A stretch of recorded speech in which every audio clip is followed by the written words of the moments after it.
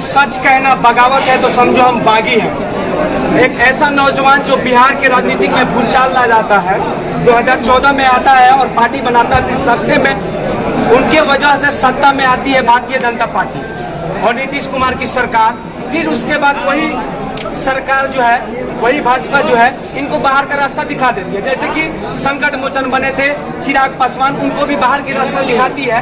ठीक वैसे ही अब इनके बारे में आप जान लीजिए कि वो ऐसा लड़के हैं जो फुटपाथ पे सोए हैं और 900 रुपये का महीना कमाए हैं, फिर यहाँ आए। सबसे पहले स्वागत है। बहुत बहुत धन्यवाद।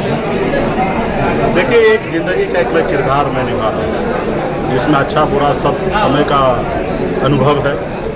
मैंने कहा ना कि 900 रुपये महीने पे नौकरी करके मैंने ज़िंदगी को जिया है और बेहतर ज़िंदगी भी जिया है। जो बड़े बड़े लोग, अमीरों लोग जीते हैं, ऐसी भी ज़िंदगी जिया है। बिहार में आके फिर से संघर्ष किया।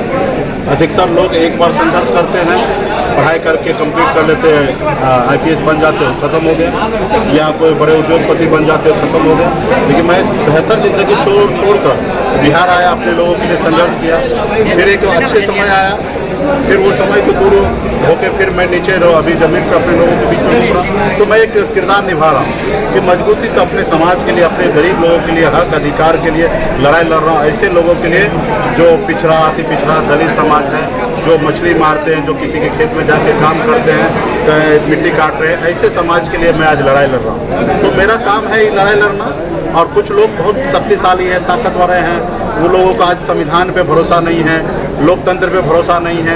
आज देश में देखिए कि किस तरीके से सरकार बनाया हुआ सरकार को गिरा देते हैं, किस तरीके से 100-100, 200 करोड़ रुपए विधायक को खरीद लिया जाता है, जबकि जनता के बीच में विधायक चुने जाते हैं, जनता ने चुनते हैं और वो विधायक को काम करने का मौका दिया जाए। तो अभी तानाशाह सरकार है देश में और वो जमीन उसमें धसक चुका है। वो सिर्फ दहशत बनाना चाहता है देश पे कि नहीं अभी भी हमारे पास पावर है, और वो पैसे के दम पर। आप देखिए ना देश कहाँ पहुँच रहा है। आटा पे GST आप लागू कर रहे हैं, छाछ पे GST लागू कर रहे हैं, नौकरी 4 साल का सरकारी नौकरी कर दिए। आप बताइए 4 साल का सरकारी नौकरी, आप बताइए कि किस तरीके से देश जा रहा है। एक जगह बड़े बड़े उद्योगपति को 27 लाख करोड़ रुपए आप कर्ज माफ कर दे रहे हैं, और एक तरफ एक गरीब का बेटा अगर 5 लाख रुपया लोन लेने के लिए जाए तो उसको आप 6 महीना धक्का खिलाते हैं, उसके सारे जमीन जायदाद लिखा लेते हैं, उसके बाद लोन देते हैं। और एक तरफ अन्नाड़ी है जिसको 6 लाख करोड़ रुपया लोन दे देते हैं, वो लोन लेके भाग भी जाते हैं। कुछ लोगों को आप माफ कर देते हैं, वो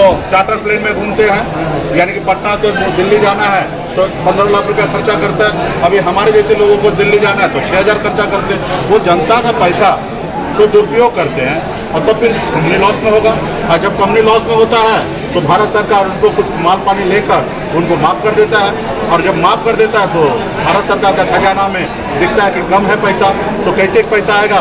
तो चलो आटा पे टैक्स लगा दो, दूध पे टैक्स लगा दो।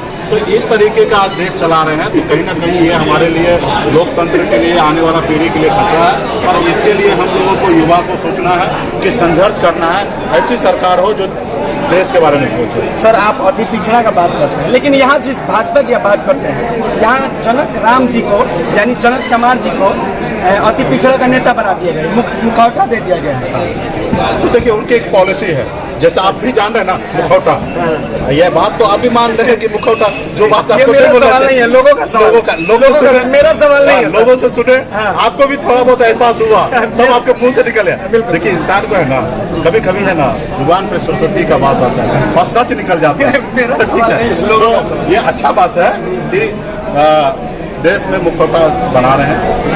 आज संविधान के दायरे में रहकर जिनको जो काम करना चाहिए वो काम नहीं करते हैं, और कुछ लोगों को नाम के लिए बना देते हैं। लेकिन भारतीय जनता पार्टी के पर्दे के पीछे कौन है? बॉस कौन है? मोहन भागवत जी। यहाँ तक हमारे देश के प्रधानमंत्री मुखौटा है। वो जब तक मोहन भागवत जी जो कहेंगे वही करेंगे। आज बताइए ना, हमको बंगाल में आरक्षण मिल रहा है, दिल्ली में आरक्षण मिल रहा है, हम बिहार में लड़ाई लड़ रहे हैं, आरक्षण हमारा लागू करो। हमको नया आरक्षण नहीं चाहिए, जो संविधान में हमको आरक्षण मिल रहा है वो हमको दो। तो हमको नहीं दिए, लेकिन जिनको जो मांगे नहीं उनको भी दे रहे हैं। तो मैं, आप किसको दे रहे हैं मैं उस पर नहीं जाऊँगा, लेकिन मुझे तो चाहिए, तो मैं उसके लिए संघर्ष कर रहा हूँ। तो इसलिए आने वाले समय में क्या हो रहा है, यहाँ पे स्कूल बनाने की जरूरी है। आप क्या बना रहे हैं? मंदिर की बात कर रहे हैं। हिंदू मुसलमान करते हैं, मस्जिद और मंदिर की बात करते हैं। आपको स्कूल बनाना है, अस्पताल बनाना है, ताकि गरीब लोगों के बच्चे का इलाज हो सके। लेकिन आप क्या कर रहे हैं? देश में के युवा को कहाँ भटका रहे हैं? तो कहीं ना कहीं आपको सत्ता में रहना है, पावर में रहना है तो आप रहिए, लेकिन हम संघर्ष करने वाले लोग हैं और हम देश में घूम घूम कर, राज्य में घूम घूम कर अपने लोगों को जागरूक करेंगे, चाहे आज हो, कल हो या परसों, तो जागरूक करके रहेंगे। अपने मतलब पूरे गरीब समाज, SC ST अति पिछड़ा सामान्य वर्ग, हर जाति धर्म के लिए। सामान्य की बात करते हैं, सब सभी जाति। भाजपा है, महाराणा प्रताप, चाहे वीर कुंवर सिंह की जयंती का अब उनको याद आया, हाँ, वो भी उनके घर में उनको कैद कर दिया।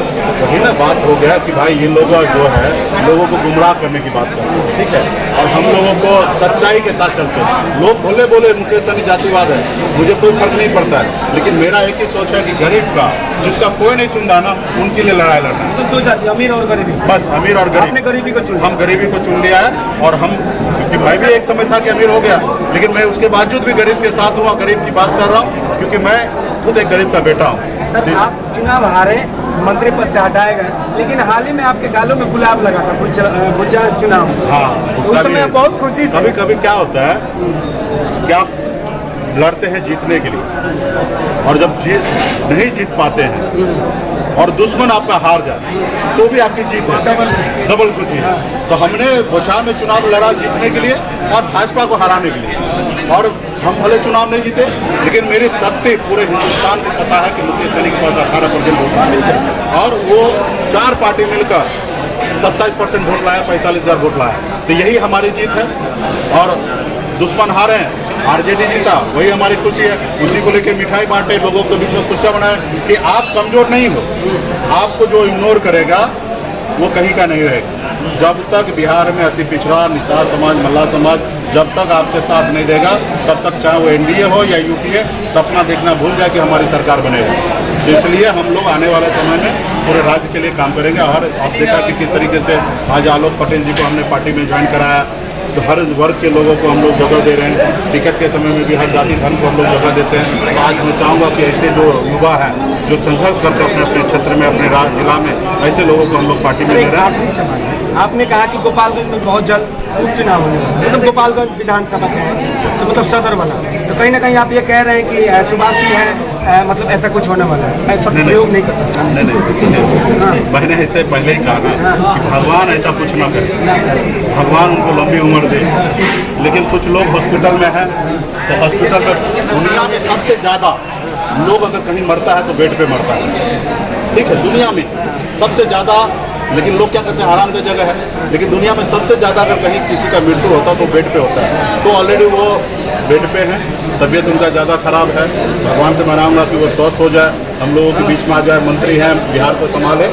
लेकिन अगर खुदा न खासा कुछ हुआ तो उपचुनाव होगा और 6 महीने में होगा, और जब 6 महीने में उपचुनाव होगा तो हमने अपने लोगों को कहा कि अभी से कमर कस लो, चुनाव कभी भी हो सकता है, तो अभी से तैयारी करो।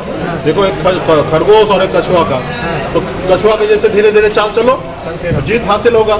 कुछ लोग खरगोश है तो अपना वो सोचे, लेकिन हम अपने कछुआ के चाल में इस क्षेत्र में तैयारी करके रखेंगे। अगर जब चुनाव के समय आएगा तो हम तैयार रहेंगे चुनाव लड़ने के लिए। चलिए, फिलहाल ये मुकेश सहनी जी थे, हमने इनसे बात करने का प्रयास किया। फिलहाल आप बात के पीछे मेरे